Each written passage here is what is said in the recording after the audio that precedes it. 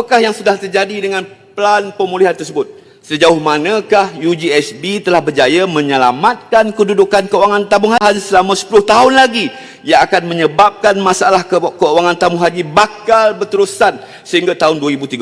Ini bermakna bukan kerajaan yang membantu memulihkan aset-aset tabung haji, tetapi duit simpanan pada pendeposit telah digunakan untuk membantu kedudukan kewangan kerajaan. Puan Speaker, dan dalam perbahasan laporan RCI tabung haji, sebagai umat Islam, sebagai orang Melayu, sebagai hak pendeposit, saya amat alu-alukan RCI ini dan mereka yang terlibat wajib diambil tindakan. Assalamualaikum warahmatullahi wabarakatuh. Dan bertemu lagi ke channel saya, Jalan channel kita. Okay, dengar tadi sikit ni baru betul perbahasan. Yang ni barulah orang kata dengan penuh tertib dan tak adalah menimbulkan orang kata kebencian rakyat lah. Kita boleh tengok YB berbucap kan. Tengok YB daripada tampil ni, okay, mengulas berkenaan dengan RCI tabung haji, okay, pada sidang parlimen baru ni. So yalah, okay, kita tengok ada apa pada tadi kita kata menyakau sakau, pada YB Hulu Langat kata sakau menyakau, dan kita tengok kat sini macam ada tak kena lah dengan RCI dan nyata kewangan pada tabung haji ni. So jom saksikan video penuh bersama-sama saya. Let's go. Zas.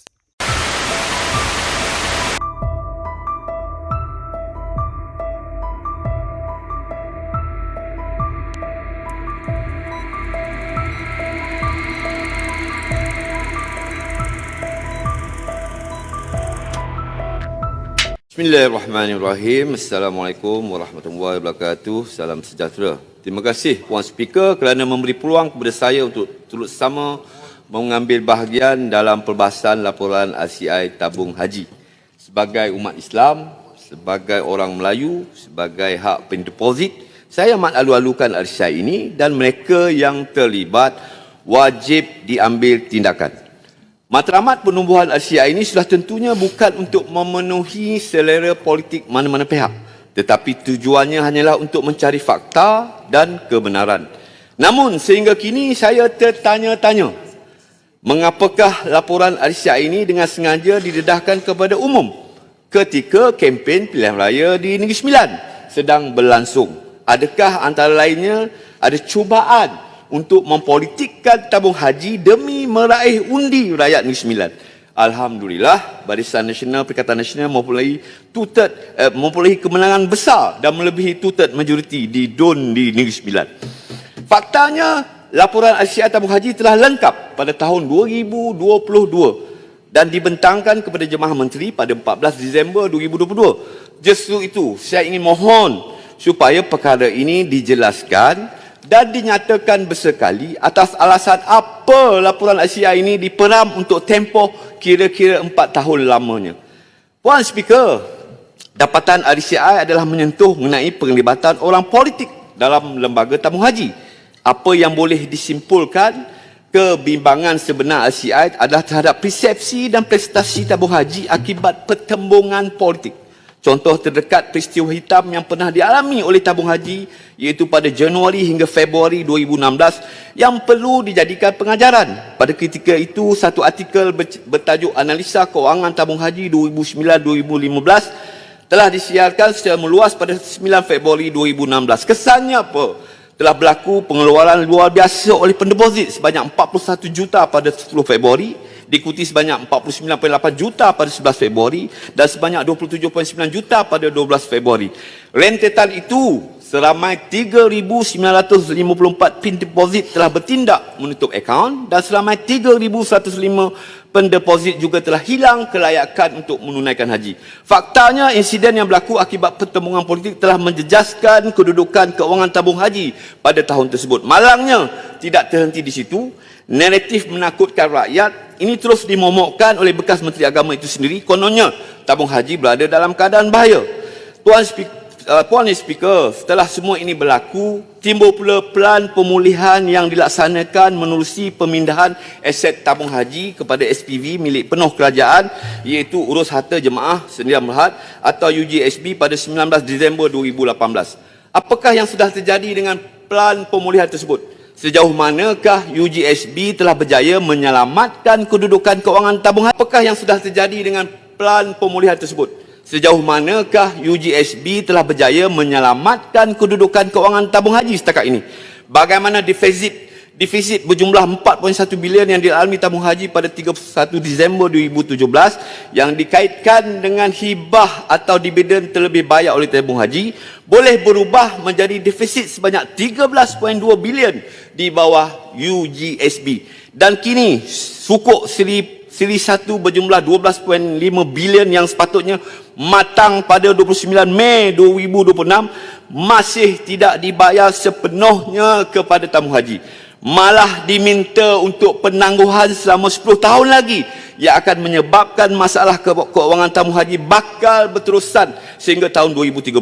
Ini bermakna bukan kerajaan yang membantu memulihkan aset-aset tabung haji, tetapi duit simpanan pada pendeposit telah digunakan untuk membantu kedudukan keuangan kerajaan. Puan Speaker, selama ini tabung haji telah membantu lebih 1.5 juta umat Islam di Malaysia untuk menunaikan haji serta telah menyalurkan bantuan keuangan haji melebihi 35 bilion. Hendak diharapkan dengan pelan pemulihan menerusi UGSB, keadaan hari ini nampaknya boleh digambarkan seperti ibarat tikus membaiki labu. Dengan keadaan sebegini rupa sejak tahun 2018, adakah legasi tabung haji ini dapat kita teruskan lagi? Jangan sampai pendeposit yang selama puluhan tahun menyimpan wang akhirnya terpaksa menanggung akibat daripada keputusan pengurusan dan persetujuan yang mereka sendiri tidak pernah buat. Jangan ditunggu sehingga kepercayaan pendeposit terhakis, kemampuan bantuan haji semakin mengecil dan tabung haji tidak mampu memainkan peranan seperti tahun-tahun sebelum 2018. Ketika itu mungkin sudah terlambat untuk kita bertanya siapa yang bertanggungjawab. Justru itu, kerajaan mesti memberikan penjelasan yang terbuka, telus dan berangka tentang kedudukan sebenar tabung haji pada masa ini. Puan Speaker, matlamat tabung haji ditubuhkan adalah untuk membantu umat Islam di negara ini membuat simpanan secara patuh syariah bagi tujuan menunaikan ibadah haji ke Tanah Suci. Selama ini tabung haji mainkan peranan penting sebagai pengurus simpanan, pelaburan dan operasi haji. Sebelum 2018, bakal jemaah haji hanya perlu simpanan minimum 1,300 untuk mendaftar haji.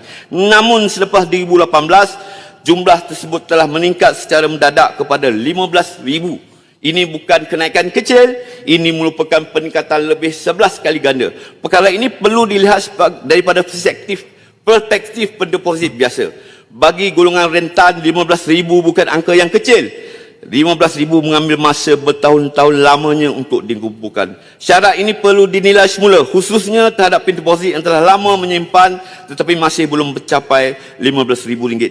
Kalau matlamat tabung haji adalah untuk membantu umat Islam menunaikan haji, maka jangan sampai syarat untuk mencapai impian itu semakin jauh dari kemampuan rakyat.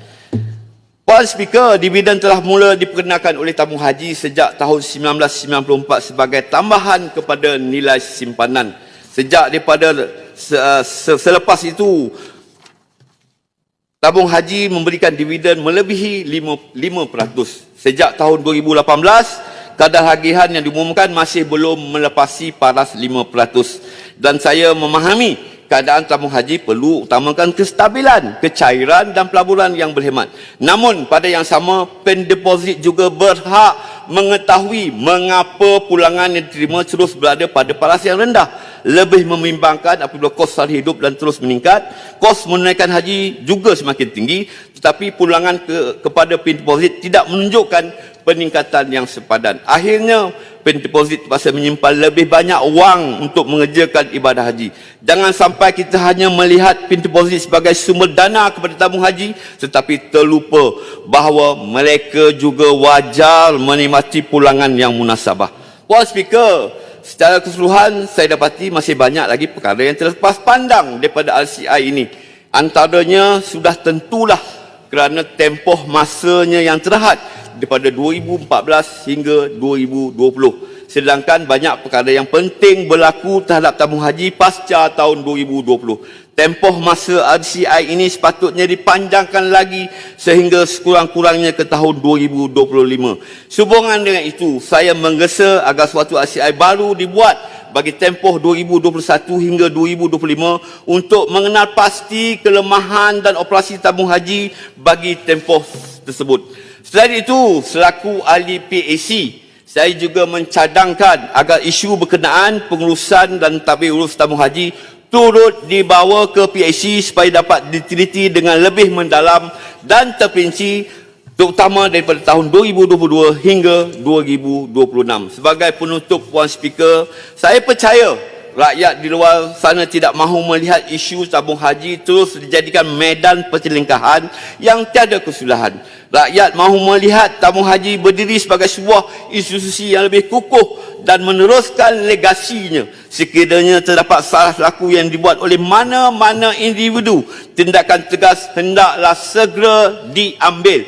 Jika kelemahan itu berpunca daripada sistem, maka sistem itulah yang perlu diperbetulkan dengan segera. Sekian saja daripada saya setakat ini. Terima kasih, Puan Speaker.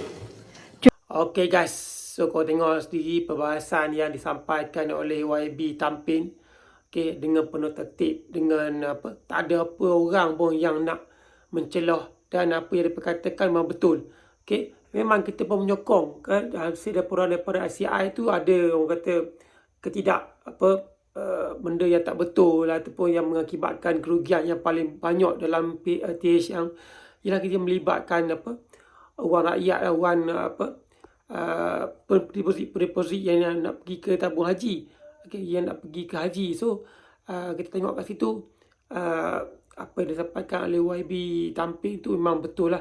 Dan apa yang memusyikirkan ialah bilanya ada pada tahun 2019 kot dia kata ada penubuhan syarikat baru untuk memperbaiki untuk menyelamatkan keuangan, dan akhirnya kita dengar ada yang kena tak kena apabila ada YB lah yang mengulas berkenaan dengan apa TH dah dijual, tapi pembayaran tu berlaku dalam sukuk-sukuk yang tak dan diberi dengan cara apa tak betul lah. So apa komen-komen berkenaan video ni, jangan lupa like, subscribe video saya, tinggalkan komen ke bawah hingga berjumpa lagi video yang akan datang. Assalamualaikum warahmatullahi wabarakatuh.